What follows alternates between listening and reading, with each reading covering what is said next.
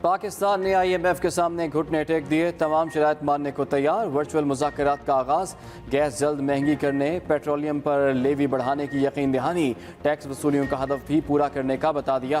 IMF शराइत पर budget की तैयारी, मुख्तलिफ अशिया पर 70 अरब रुपए की टैक्स छूट ख़त्म करने की तजवीज़, मुतअद्दिद लग्जरी अशिया पर इजाफी ड्यूटी आयद करने की तजवीज़, नॉन फाइलर्स की बैंकिंग ट्रांजैक्शन पर विद होल्डिंग टैक्स आयद करने की तजवीज़, योमिया 50,000 रुपये से जायद की बैंक ट्रांजैक्शंस पर विद होल्डिंग टैक्स आयद करने की तजवीज़। IMF जायजा मिशन की आमद से पहले ही शराइत पूरी करने का फैसला।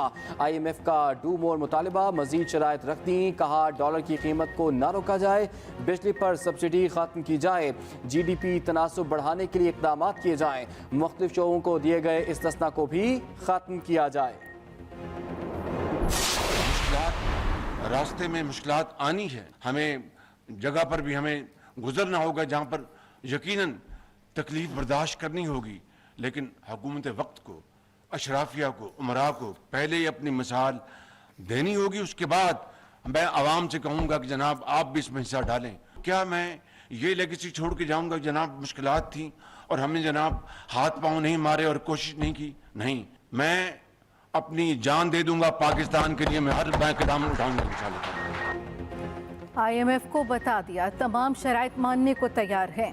वज़ीर आज़म शहबाज शरीफ ने महंगाई के तूफान की पेशगोई कर दी, कहा IMF के साथ 9वें जायजे के लिए प्रोग्राम मुकम्मल करना चाहते हैं, मुल्क बचाने की जिम्मेदारी आखिर तक निभाएंगे। पाकिस्तान को बचाना है तो सियासत की कुर्बानी देना पड़ेगी। मुल्क के लिए जान दे दूंगा, हर कदम उठाऊंगा, अपनी सारी सियासी कमाई पाकिस्तान के लिए कुर्बान करने को तैयार हूँ। मुल्क की खातिर अशराफिया और अहले सरवत तबके को भी कुर्बानी देनी होगी।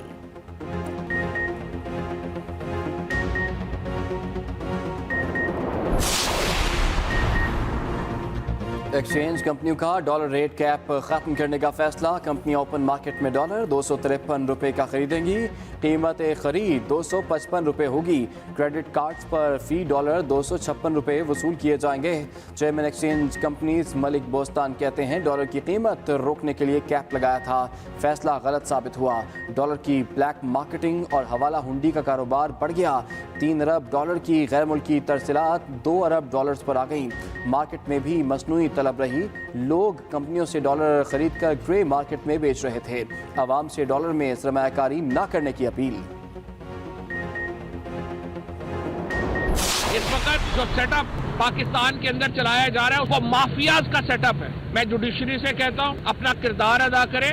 ये बहरान आपकी वजह से आया है। अगर आज सुप्रीम कोर्ट ने स्पीकर की रूलिंग को इलेक्शनों तक जो है वो खत्म ना किया होता, पाकिस्तान में इलेक्शन हो चुके होते, हर चीज जो थी वो अपनी प्लेस पे आ चुकी होती, अपनी जगह पे आ चुकी होती। सुप्रीम कोर्ट की रूलिंग की वजह से एक इतना बड़ा सियासी बहरान पाकिस्तान में पेश हो आया है जिससे 22 करोड़ लोग जो है उनकी कमर टूट गई है।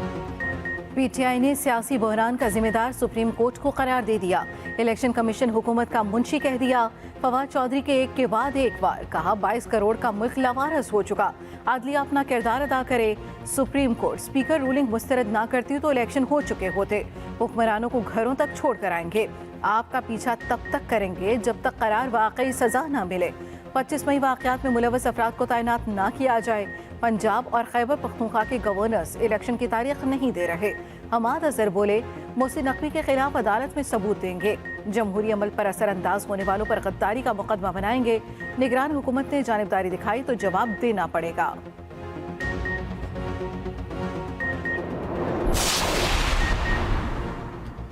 तहरीक इंसाफ की भागदौड़ किसी काम न आई, मजीद 43 अरकान के इस्तीफे मंजूर। स्पीकर कौमी असम्बली ने इस्तीफे इलेक्शन कमीशन को भी भिजवा दिए।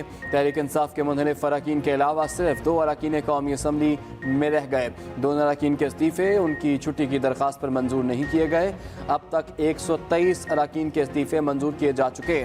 गुज़श्ता रोज़ PTI ने 45 अरकान के इस्तीफे वापस लेने की दरख्वास्त दी थी। इलेक्शन कमीशन को इस्तीफे मौसूल भी हो गए, डी नोटिफाई ताहाल ना किया गया। तहरीक इंसाफ के अरकान सुप्रीम कोर्ट पहुंच गए। चीफ जस्टिस से मुलाकात की इजाज़त ना मिल सकी। रजिस्ट्रार सुप्रीम कोर्ट ने भी मिलने से इनकार कर दिया। आमिर डोगर के मुताबिक 8 अरकान कौमी असम्बली चीफ जस्टिस से इस्तीफों की मंजूरी पर मिलना चाहते थे। सुप्रीम कोर्ट ने असम्बली वापस जाने का कहा तो हुकूमत ने इस्तीफे मंजूर कर लिए।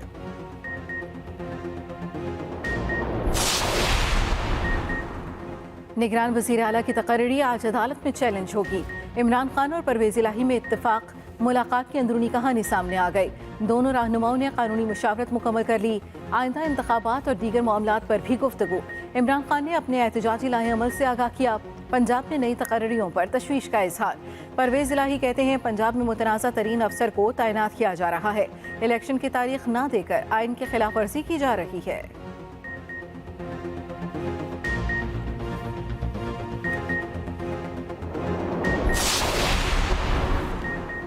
आम इंतखाबात एक दिन न होने से इंतखाबी अखराजात का तखमीना बढ़ गया। अलग अलग इलेक्शन कराने के लिए 55 अरब रुपए से जायद अखराजात होंगे।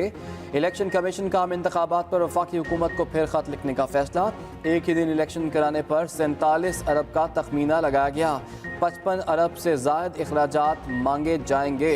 दोनों सूबों ज़िमनी इलेक्शन अलग कराने से 10 अरब इजाफी खर्च होंगे। सेंट्रल बिजनेस डिस्ट्रिक्ट कलमा चौक का रीमॉडलिंग मंसूबा जल्द मुकम्मल किया जाए। निगरान वज़ीर आला पंजाब मोहसिन नकवी की हिदायत। प्रोजेक्ट को 15 फरवरी तक मुकम्मल करने की डेडलाइन दे दी। कहा प्रोजेक्ट पर दिन रात काम किया जाए।